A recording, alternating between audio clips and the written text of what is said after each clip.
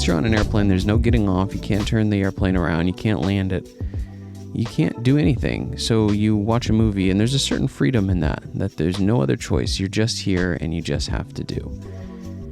And I find that to be beautifully illustrative to the burden of choice and how much we spend of our time thinking of what is the right thing to be doing? Am I doing the right thing, or was this the wrong decision?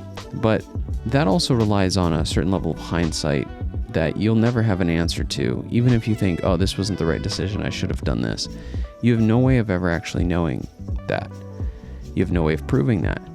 And it's equally as likely that you could have made the other decision and in fact still felt like, oh, I should have made the other decision, because there was the choice.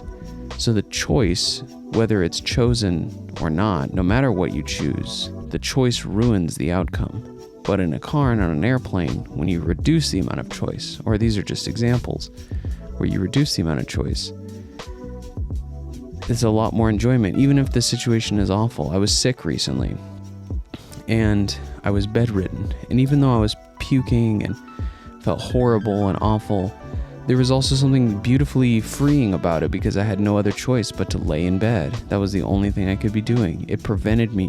It took the choice away from me. And so what we often think of as freedom, the freedom to choose, is actually its own prison, and the real freedom is the freedom of not having a choice. It's very philosophical, but I was thinking about that in the car today, and how much I love driving for that reason. It takes the burden of choice away from me. I heard a quote recently that I really liked, and I think it sums up what I'm getting at, which is, congratulations, it's terminal.